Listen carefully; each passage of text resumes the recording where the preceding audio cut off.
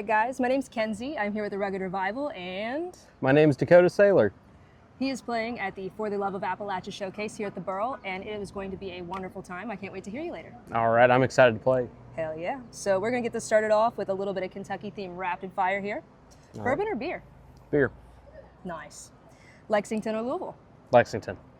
We got fried chicken or hot brown? Fried chicken. Cumberland Falls or Red River Gorge? That's tough. Yeah. I do like the gorge though. Cumberland Falls is really pretty, but I feel like it's too close to the state line to really, I bet it captures all of it. you know? Yeah. It's a beautiful place. You could argue for either one. Yeah. I like that. I like a good natural bridge. Yeah. Favorite local venue to play or watch a show? Well, I kind of slowed down a little bit. I used to play, I played Red Barn Radio, and that was awesome. But I have really enjoyed kind of digging in back home. That we've got a little place called the Harlan County Beer Company, and I've kind of called that my home base. So Nice. I got a soft spot for that place. Hell yeah. All right. Do you think bluegrass or outlaw country takes the cake? Bluegrass. Without a doubt. All right. So moving on into some more core questions here. What's your favorite song you've ever written? My favorite song that I've ever written. Yeah. Well, it kind of comes from different places, different walks of life. I've got a bunch of songs that are unreleased, but one of my favorites that maybe I'll break it out, maybe I won't. I wrote a song for my wife on her honeymoon. I had a little riff I was listening On to her a bunch honeymoon? on our honeymoon. Oh. And I was listening to a lot of Jimmy Buffett and John Prine at the same time, and I kind of came up with a picking pattern. And I figured I didn't want that week to end, so I wrote a song off of everything that we did. So. Do you think that's probably what sets it apart? Yeah, It's got because a lot of times I write about sad stuff. Yeah, so it's nice to get a happy So one. yeah, so it's a happy one, and it's got so many good memories, and it always brings us a laugh every time I do that song. So that's one of my favorites. Do you collaborate with any other artists as far as like videos are concerned? Any sort of collaborative projects like that? I have a little thing on the side. I've directed a few music videos for folks back home. So the Kudzu Killers, I've directed a couple music videos for them. And I've done some co-writes too. I've co-written with Cody Howard, who's also out of Harlan. And I was lucky enough, I did a co-write with Lance Rogers. I can redo that if you want. Maybe just that last little bit. Good old Lexington. I was lucky enough to do a co-write with Lance Rogers. I've wrote a few songs with him, but one of them ended up landing on his last album on Too Late for Flowers. So I co-wrote An American Way with Lance, and that's probably up there with some of my other favorite songs I've written. Nice. Do you have a moment in your musical journey that's changed your perspective or your path as an artist? Red Barn Radio totally changed everything.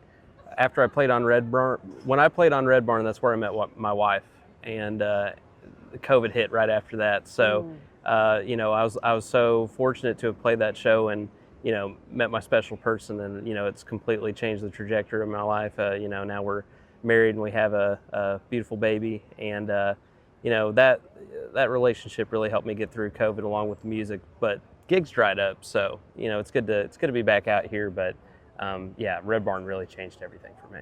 It's kind of hard to get out gigging when you got kids. Yeah. It really is, especially when they're young. Yes. But kudos to you for getting out there and doing that. Thank you. Of course. What's a piece of advice that you give to your past self if you were just starting out right now? Don't get too caught up in what everybody else is doing. Make music for you, not for other people. I agree with that. I feel like too many people today are basing their sound off of other things that they've heard or something that they've seen online that's really popping off. And I think more people need to stay true to who they are as people, because that's where a lot of the creativity kind of, comes from. 100%. Absolutely. How do you balance staying true to your sound while also evolving creatively?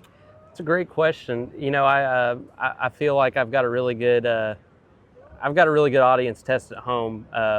My wife knows me. She knows when I'm not being me, right? But then she also grew up around music and listened to the radio a whole lot more than I did growing up. So she's got a little bit of that, taste for the mainstream and the alternative. So she really helps me keep on track. Hell yeah. All right, we're going into a little bit of roots and identity here. Because you grew up in Kentucky, there's a lot of Appalachian roots I feel like a lot of Kentucky artists have to their music. Can you walk us through a creative process, maybe from an idea to a finished track? They're always different. Starting out, it would be late nights. It'd be 2 a.m. and a song would hit, and I'd just write the whole thing in one go and not even touch a guitar. But now more so, I kind of have to really go fishing for an idea. There's a really good book by David Lynch called Catching the Big Fish, and that kind of changed a lot of stuff for me on how I go after it. So, you know, I'm now to the point that I can't wait for a flash in the pan. I have to constantly dig and work for a song. So whether it's a riff or whether it's a sentence that I'll stew on for a little bit, I'm sitting there waiting to catch it. Nice. How do you think that your Appalachian upbringing has shaped your sound and storytelling? I call it, especially growing up in Harlan, and then I hopped over to Virginia for a little bit when I was a kid. I am technically Gen Z, but I grew up with dial-up. Yeah. I grew up maybe a generation behind on the technology. So, I was, I didn't get to stream stuff, when everybody started jumping on board with Spotify and all that. It's still that LimeWire. Yeah. Yeah. Yeah. So I kind of grew up around a lot of gospel music. I grew up Southern Baptist, so I grew up around a lot of gospel music that could be technically bluegrass adjacent. Stocking up on CDs and listening to stuff from the past that might not have been the stuff that was commercially popular when I was growing up. So I think kind of growing up with that distance kind of gave me a different perspective on music than other people my age. What parts of Appalachian culture do you feel are the most misunderstood by people who might not be from here? I think the kindness. I've worked,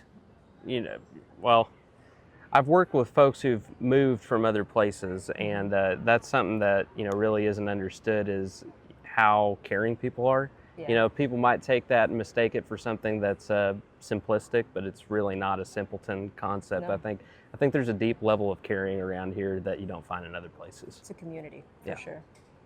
All right, I think now that leaves us our last question is, where can the people find you?